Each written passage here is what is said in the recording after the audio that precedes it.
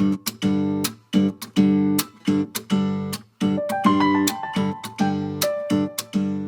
everyone, and welcome to Mingo's Corner Designs on YouTube.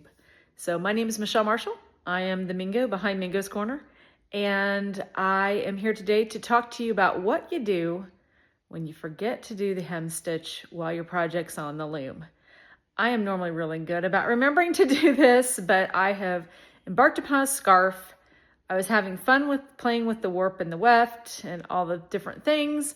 Got it off the loom last night. I hem stitched the end closest to the end. I hemmed the end of the hem stitch at the very end of the scarf, but I got off the loom and went, uh-oh. So there are a couple of ways you can fix this problem, but here's the one I came up with, and I hope you find this helpful.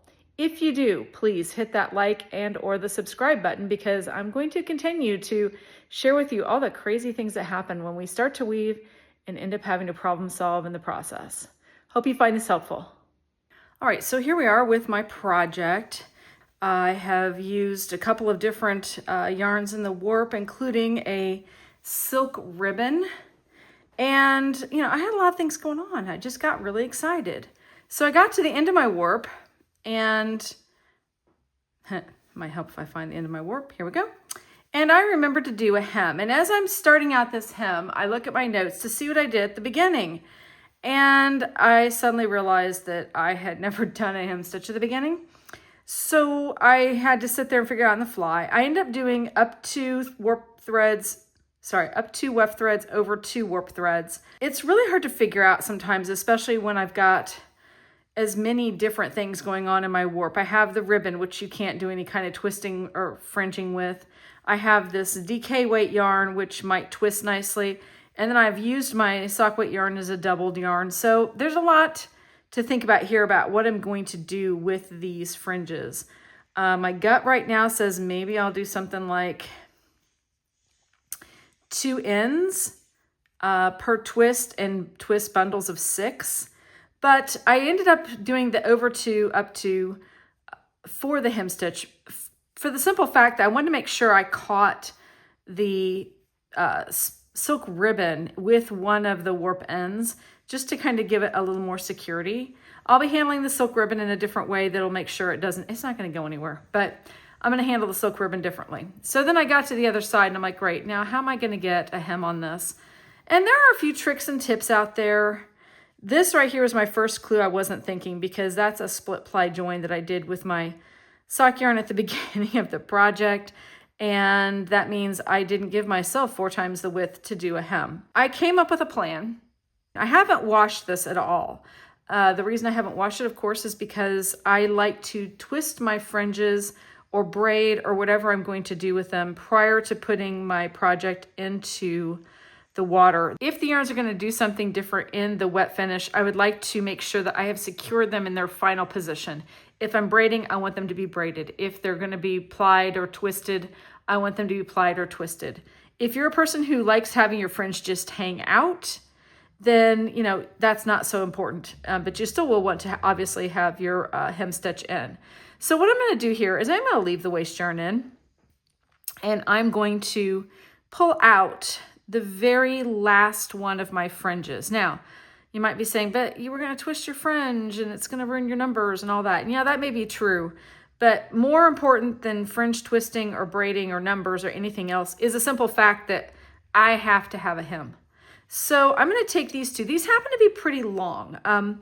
I tied on to my front beam with this, and I am notorious for forgetting to leave enough fringe on the front beam. In fact, I have all of this extra. This was obviously the ribbon, and I tied it on. I must have been, well, there's a little bit of stretch in the yarn. There's no stretch in the ribbon.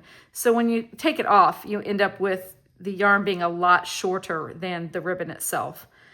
This is obviously where I tied the ribbon. You can see it's all crinkled at the bottom, but I have plenty here to work with. So I've pulled out the last 2 warp ends of my project, and I'm going to thread, I think we'll start with the right hand one, just because I am right-handed. It's going to make life a little easier. And I'm going to thread that onto a blunt tip tapestry needle. This is probably like a size 18 tapestry needle. If that matters to you, it just needs to be blunt. You don't want to be catching your yarns and splitting them if you can help it. So again, I want to go over 2 warp ends. In this case, my warp is made up on this side of doubled sock yarn. So that means I'm going to go over 4 threads, and I'm going to count this thread that I'm using here as one of my 4 in this bundle. So I'm going to go over 2 warp ends and up 2 weft threads and come up from underneath.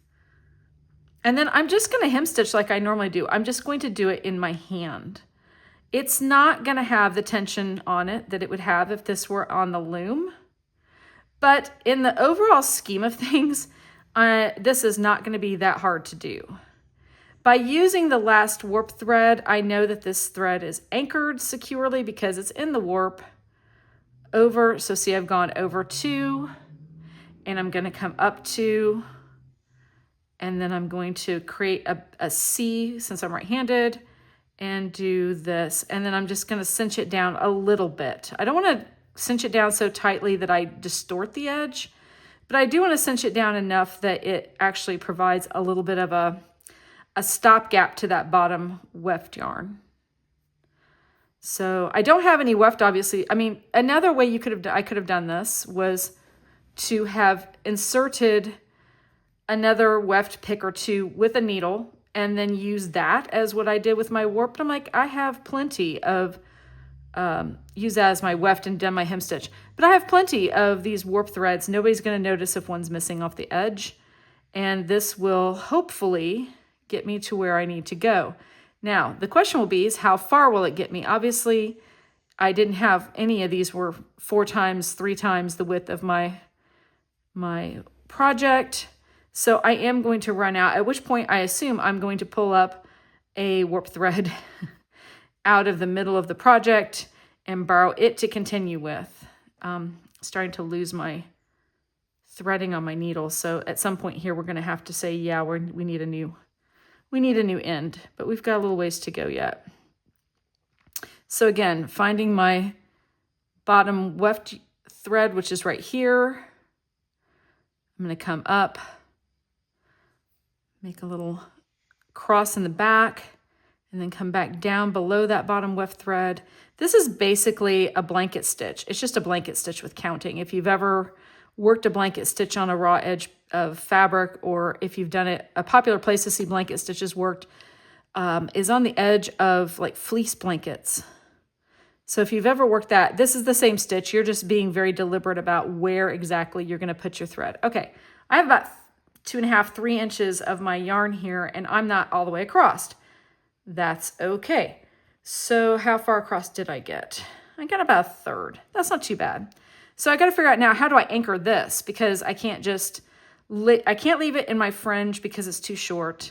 So I'm going to have to weave it somewhere. So my first thought is to just take it into this next weft line right here, which happens to be shared with a DK yarn.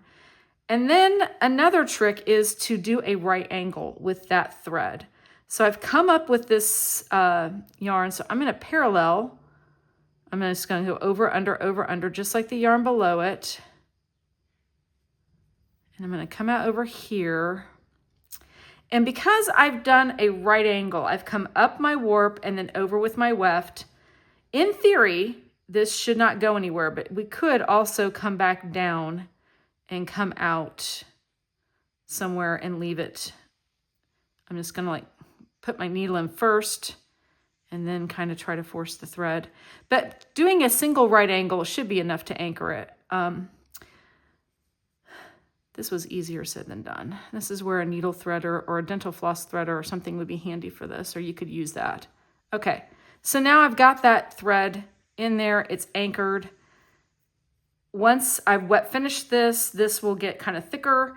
Everything will sort of settle in and I'll have that anchored. So now I need to get the next one.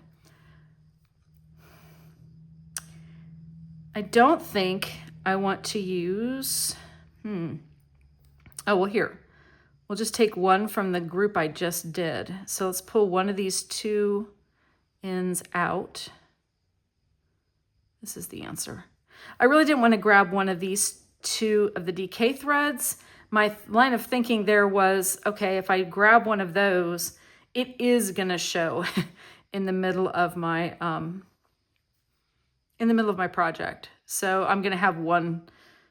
There's only two down here for twisting into my fringe. If I take one away, I'm gonna have lost something in the design. So let's just take one of these gray ones that no one's gonna notice. And I'm just gonna start again. And see, you can't even tell that I've borrowed one, and we're just gonna keep going. So I'm gonna go over here. When this particular thread is done, we are gonna work from left to right. And that will be a bit of a challenge for me because I am not left-handed, but I do know how to do it. So let's go ahead and finish this. So one thing when you're working with these silk ribbons, this is kind of a fun thing to notice, is that it creates it sheds. It has a lot of rough edges to it from the way they're recycled. From how I understand, they're made from recycled sari, S-A-R-I, fabrics. So they're silk saris that have been recycled into a ribbon. And because I think they cut them by stripping them, literally like ripping them down the grain of the fabric, it does create all these little ends and bits that you kind of have to work around. So, oops, came unthreaded. Yeah, I could use a slightly smaller needle size for this, but honestly, it's easier just to see it's unthreaded and see to thread it when it's thicker. Bring my C back around there. There we go.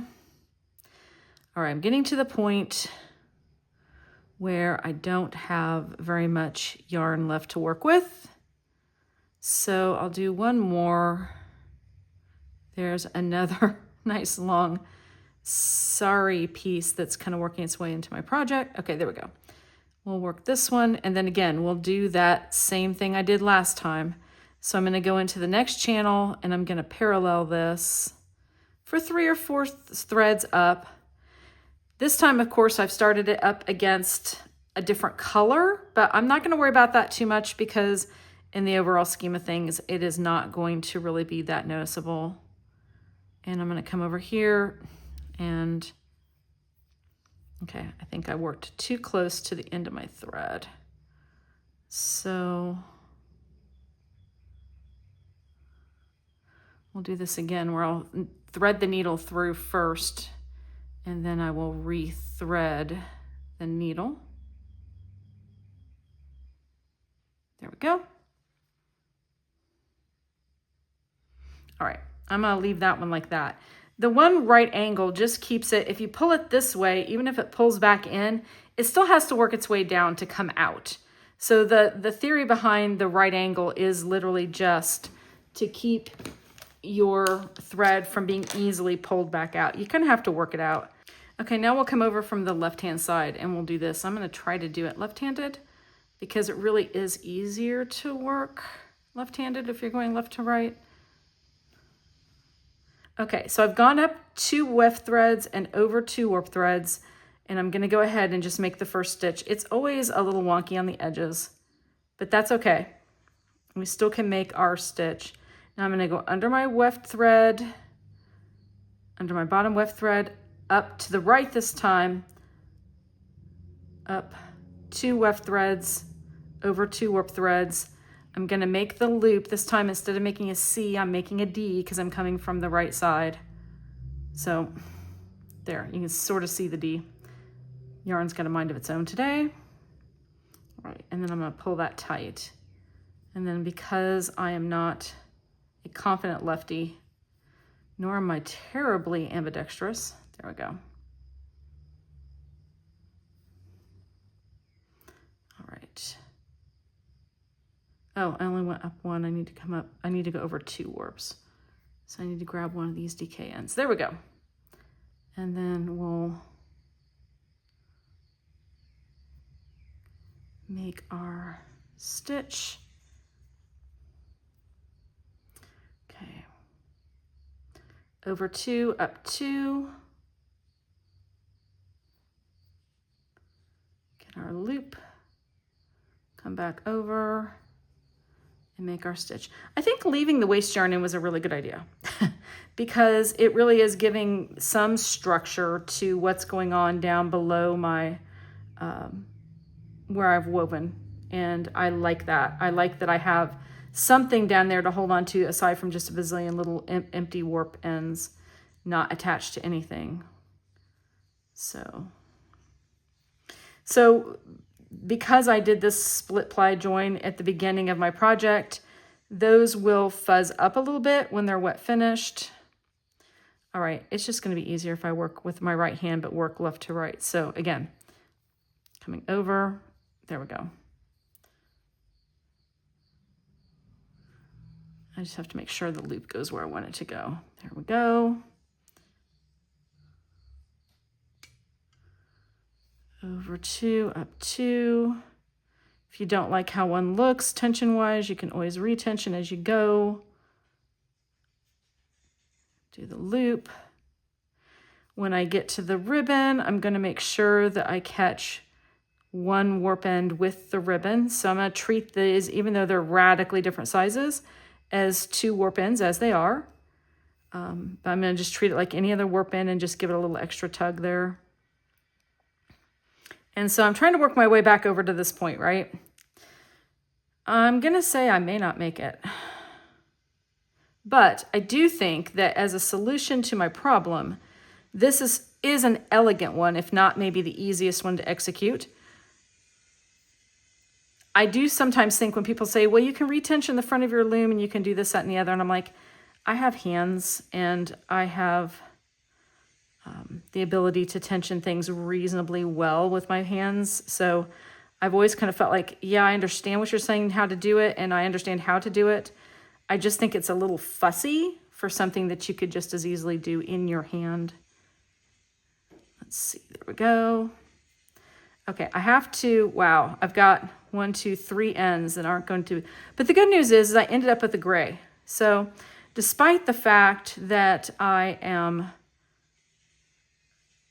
happily weaving along with the darker color from the left side, I can now go through and pick up a gray one, which is a little thinner and it'll be a little easier to work with. This fiber is a little bouncier, so it's been a little bit harder to deal with.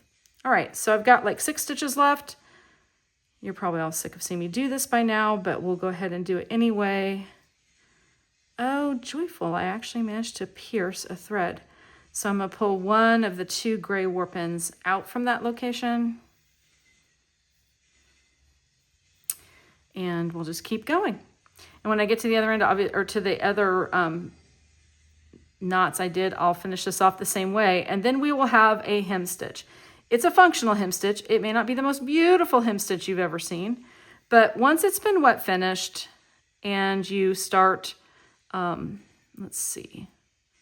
Okay, yeah, I do have one. There's a little gray warp thread in there that's part of the 2 of this little setup here. Okay, and now I'm at my last one. Wow, I only need to get 2 more stitches done. Okay, there we go. So again, I'm going to put this through. I'll probably put it through the loop of the previous one. And I'm going to go a little farther so that these 2 tails aren't at the same place. And then weave under here. Let's see, over, under. See, I'm just following the weave. I'm just making that 90-degree angle and making a nice firm tail there. And that's it.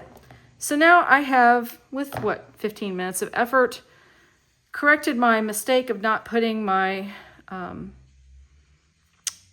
stitch in. Yeah, I've got some little tails here I have to deal with, but those will all fuzz up, trim off, and be just fine. Now I can take out my waste yarn and I can actually start twisting my fringe using my fringe twisters. So just because I'm on YouTube and I can do a shameless plug, this will be called Silk Road Scarves. There will be 2 of them. They'll be slightly different. And provided that you start with the same, and there's our hem stitch.